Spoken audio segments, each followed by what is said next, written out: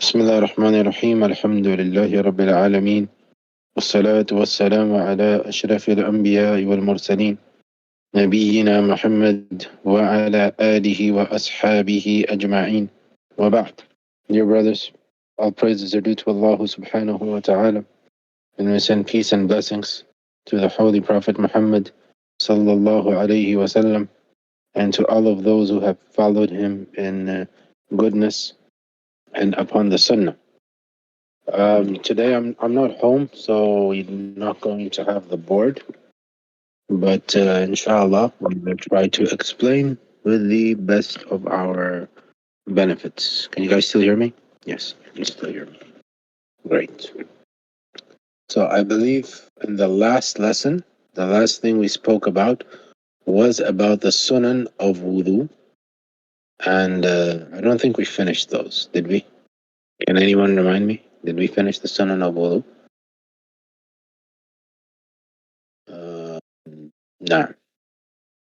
Okay, we did not finish the Sunan of Wudu. So this is where we're going to continue from today, Sunan al Wudu. So the Sharih, the author of the book, Abu Shuja, rahimahullah, he says that والسنن وسننه خمسة أشياء. So we have 5 sunnahs when we are speaking about wudu. We have the tasmiyah, which is to say Bismillah before wudu. In the beginning of wudu, this is a sunnah, as beginning everything with Bismillah is good.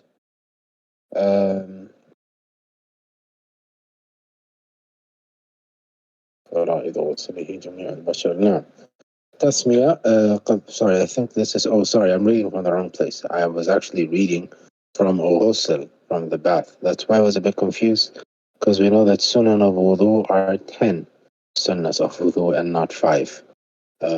Please forgive me. So here we go. وَسُنَنُهُ عَشَرَةٌ. This is where we stopped. So the sunnahs of wudu are 10, we have mentioned in the previous lesson.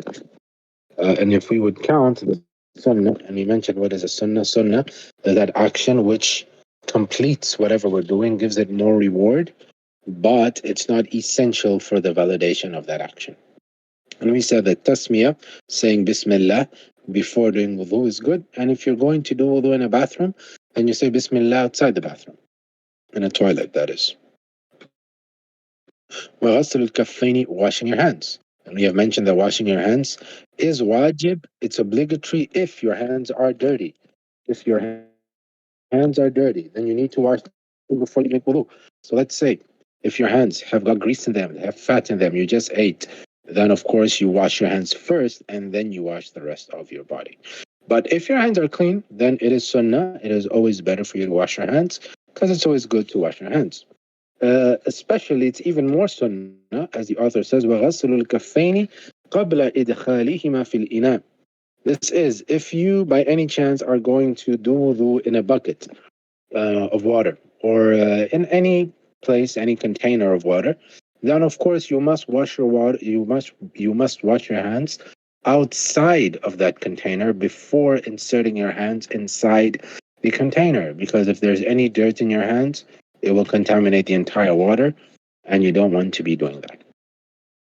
And then he says, وَالْمَضْمَضَةُ وَالْإِسْتِنْشَاقُ. And we already showed how to do madmada, how to rinse your mouth. وَالْإِسْتِنْشَاق, and to wash your nose. So we mentioned that madmada, there's 2 things. You rinse your mouth and you gargle as well. And istinshaq is inhaling water and then exhaling water. And it is not to insert your fingers inside your nostrils. Rather, you suck water, and then you take it out, like you exhale your water. That's how it's supposed to be. And then we mentioned that the next sunnah is to do mash of your entire head from the beginning of your forehead, where your hair begins, all the way to the back of your head, where your hair ends. This is a sunnah that we should do. And also to clean your ears. The inside of your ears and the outside of your ears is also from the sunnah of wudu to clean. تخليل الأصابع, which is to wash or to clean in between your fingers of the hands and of your legs. So not just wash your hands, but it's also sunnah for you to wash in between your fingers. وتقديم اليمنى على اليسرى, and to favor or to begin with the right side over the left side. So whenever you do wudu, it's always sunnah to begin from the right side, and this is only applicable when you wash your hands, when you wash your arms, and when you wash your feet. Okay? Give me a moment, please. Say, say, Anaka, Anaka. Just give me one moment. Hmm.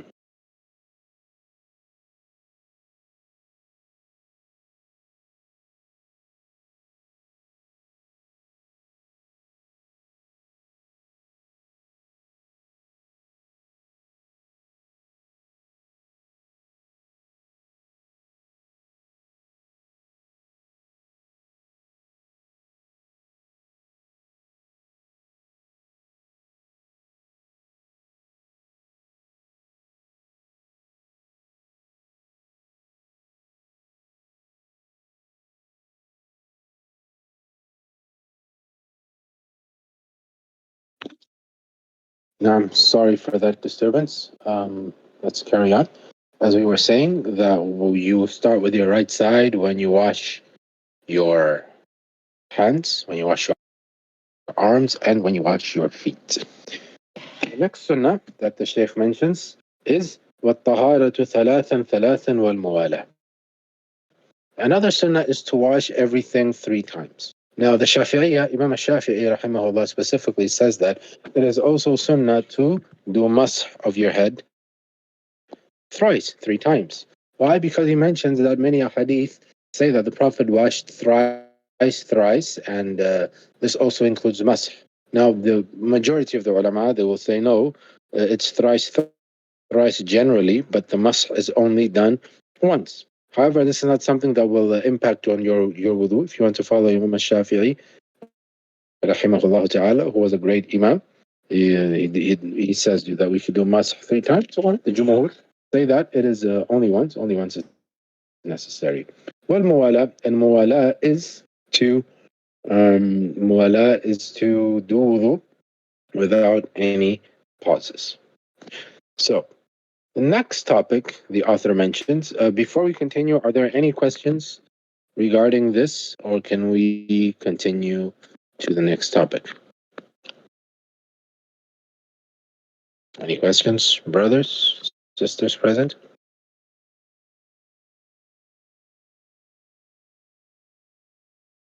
No questions. I think we're good. The next topic that Abu Shuja rahimahullah mentions is faslu al-istinja, which are the aspects relating to purifying ourselves, how we're supposed to purify ourselves after releasing waste, what we're supposed to do when we go to the bathroom, when we get out of the bathroom, how do we clean ourselves after releasing waste. Now he says, well, istinja wajibu min al-bawl wal gha'it. It is obligatory upon every Muslim to wash themselves. Mm. It is obligatory to wash yourself every time you go to the bathroom and you release waste. This is when you excrete something, which is feces, urine, anything. You should wash them. Well, afdal an yastanjiya bil ahjar. And the best thing that we can do is to wash ourselves first with stones and then with water. Excuse me for another second.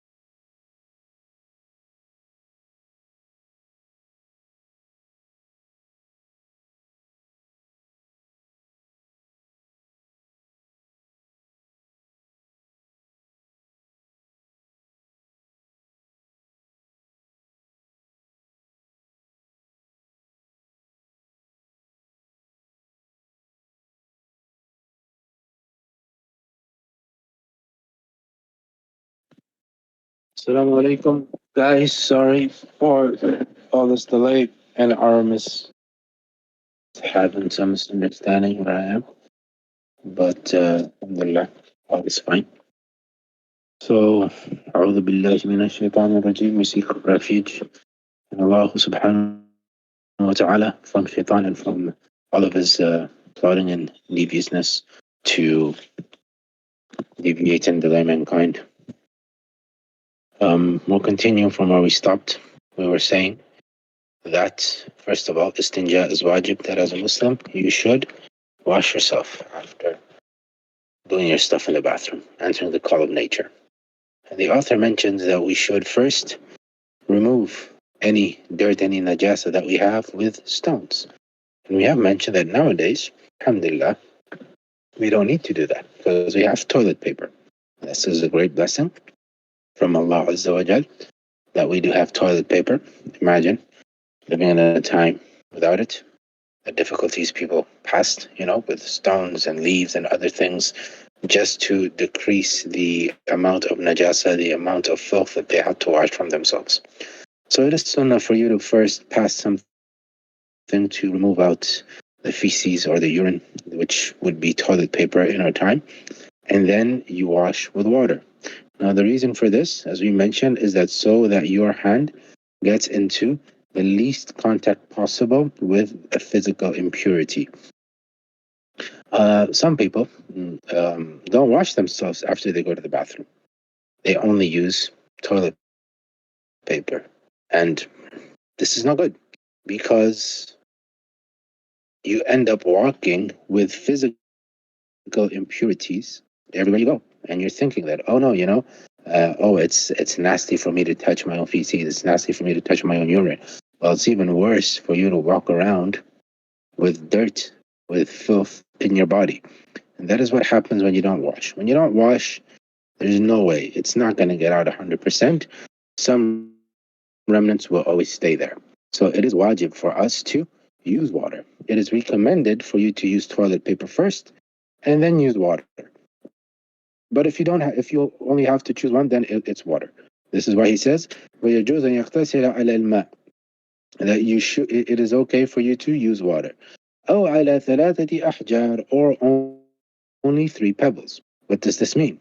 This means that if there is nothing else for you to use, there's nothing else, and you only have stones or you only have toilet paper, then you just have to use it to make sure that all of the najasa gets out of your body.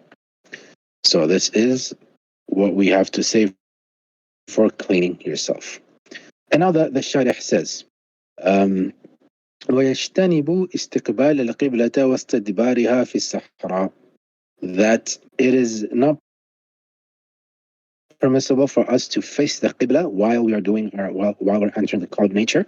It's not permissible to face the qibla or to give your back to the qibla. It is not permissible to do either of these.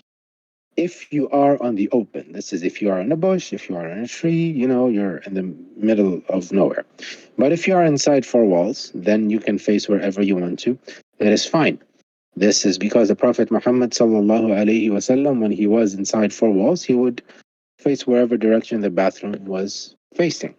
But if you are outside, if you are in an open space, then you have to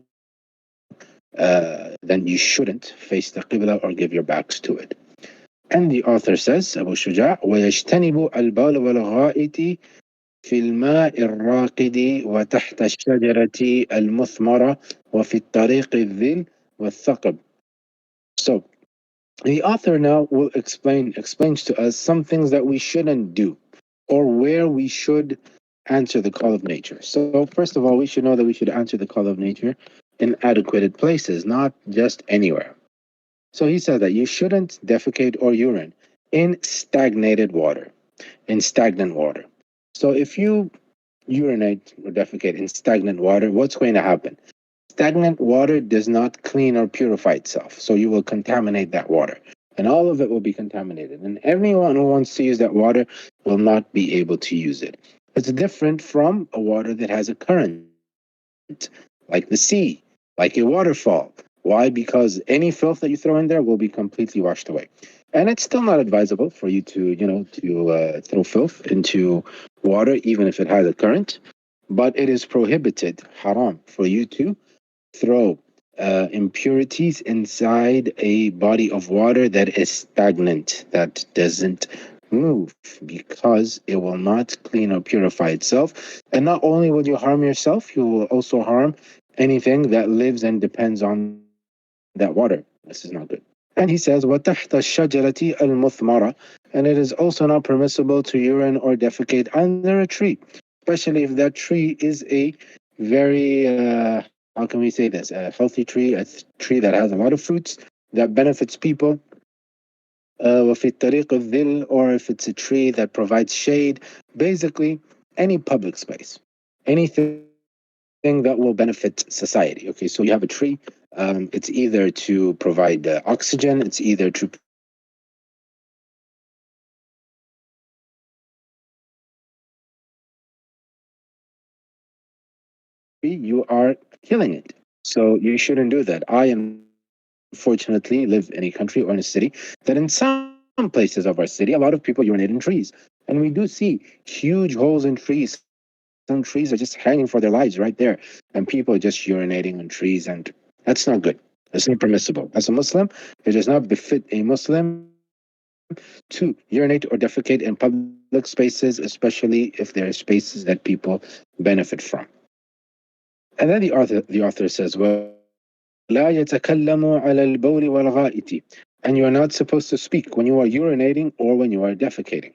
So when you are in the act of answering the call of nature, you shouldn't speak, only if necessary, only if you need help, only if someone needs help, something like that. Some people just stay there. Now that we have our phones, we're talking on the phone, and we're on the bathroom doing our stuff. This is not advisable. This is not good according to Islam, according to the Sunnah. And this is something which we should not do. ولا يستقبل الشمس والقمر ولا يستدبرها. And then he says, and when you're answering the call of nature, you shouldn't face the sun, or you shouldn't face the sun or the moon, and you should not give your back to it. Now, there's one thing that the author forgot to mention, which is that you are not supposed to use your right hand to hold or to wash your private parts. In the bathroom, the only hand that works and that exists is the left hand.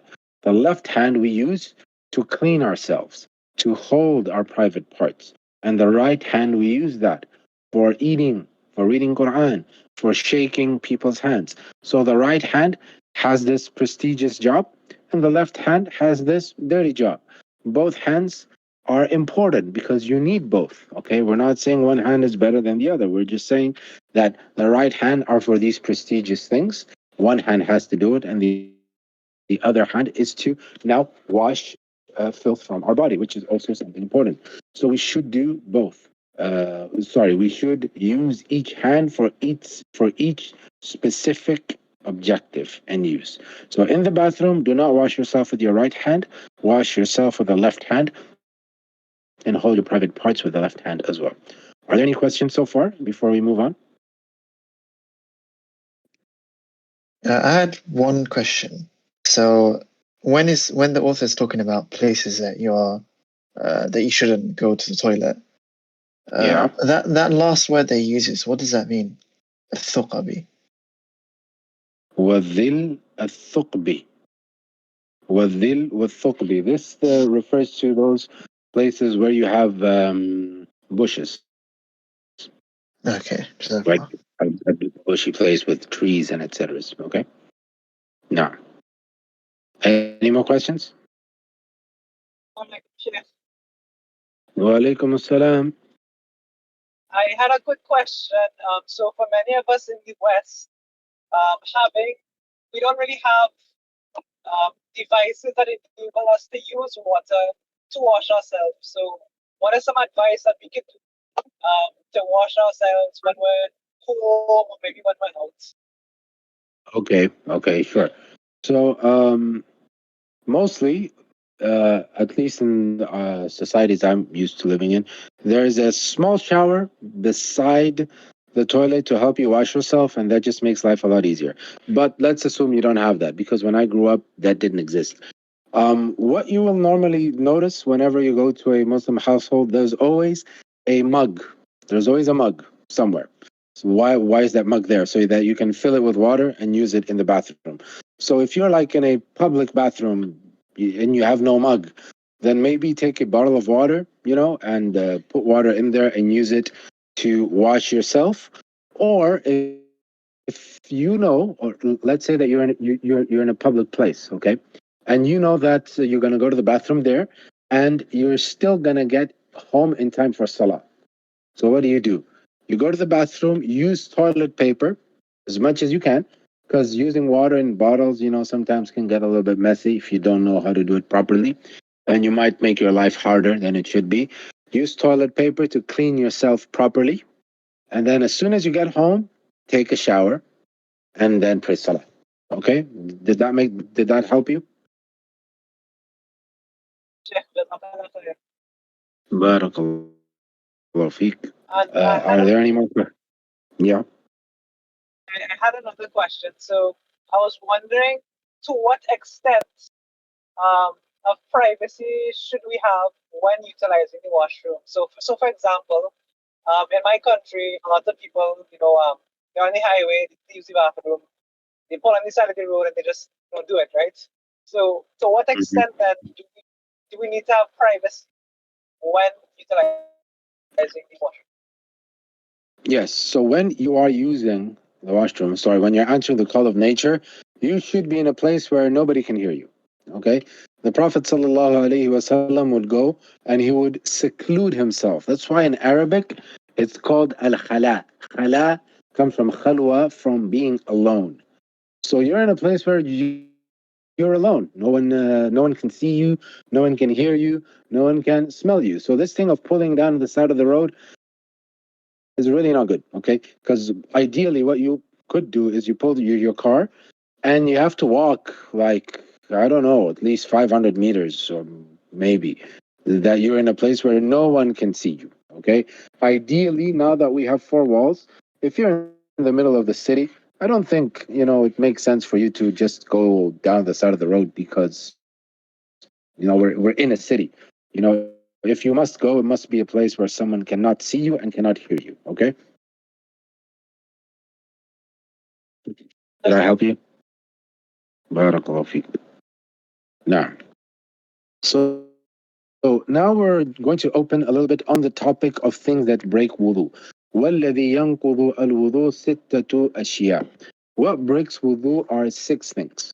Now we're in the topic of breaking wudu. Now we need to understand one thing. Wudu is wudu is a spiritual impurity, not physical. It's spiritual.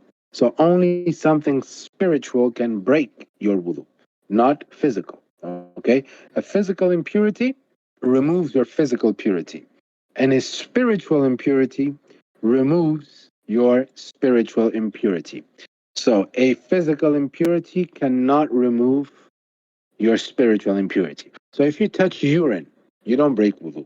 But you are physically impure. You cannot do salah in that state. What do you need to do? You need to wash your hand. You need to wash the part of your body that got in contact with urine. And then you can make salah. But spiritually, you would still be pure. So there's not necessarily a connection between these two things.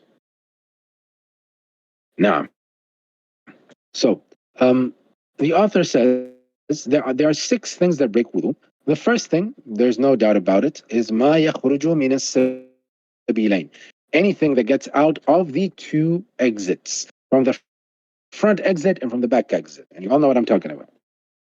Now, any substance that comes out from the front part of your body and from the back part of your body breaks wudu, no matter what it is. If it came out, it breaks wudu. Even if it's a clean substance or if it's a dirty substance. Whatever comes out from your two exits breaks wudu. كل ما يخرج من السبيلين, from your two exits. And then والنوم على غير هيئة المتمكن والزوال العقل بالسكر. So then the author mentions sleeping. Sleeping also breaks wudu. Now, sleeping in itself does not break wudu, but it opens the door to breaking wudu that you cannot control. Now, the Prophet says, al-aynan wika as-sih, that your two eyes are the cork of the bottle. فَإِذَا نَامَ الْعَيْنَانِ اسْتَطْلَقَ السِّقَاء. When your eyes sleep, it's as if the cork is removed from the bottle. Therefore, things can go in, things can go out. In this case, we're speaking about things going out. So, when you sleep, you can't control yourself. So if you blew wind, you don't know because you're sleeping. So therefore, it is considered that sleeping breaks wudu. However, there is a lot of dispute between the scholars on what type of sleep breaks wudu. Imam Shafi rahimahullah says that if you sleep in any way, shape, or form, you break wudu, unless you sleep sitting down with your legs crossed in the ground. So if you're sitting down in the ground with your legs crossed, Imam Shafi says it does not break wudu. Now Imam Malik says that if you sleep and you lose all of your senses, then you break wudu. But if you sleep and you're still aware, like you can still hear noises, you can still smell, you can still sense, then you're not really sleeping. You're just, snoozing. And Imam Abu Hanifa rahimahullah says that if you sleep in any way, you break wudu unless you sleep in one of the positions in salah, which is standing, doing ruku, and you don't sleep leaning on something. So basically, if you don't lean on something and you're sleeping, you don't break wudu. Now, Imam Shafi's position is that if you sleep sitting down with your legs crossed, you don't break wudu. I personally take the position that if you sleep but you still have your senses, then you still have your wudu. So, inshallah ta'ala, we're going to stop here, brothers and sisters. Are there any more questions regarding what breaks wudu? Yes, Sheikh. So we did have a question in the group. A sister was asking if, in relation to your points about whatever exits the front or back parts, she was asking if that also. She was asking if that also counts for like female discharge. Depending on the discharge, there is that type of discharge that is not considered as something coming out of the body. It's as Aisha said. She said it's sweat. So what is that? It's not blood. Okay. Well, what things can come out of a woman? Well, there's urine and there is blood. Okay. If anything comes out besides these things, like let's say it's a hot day, and as Aisha put it, sweat comes out, then it will not break wudu. There is, however, istihada,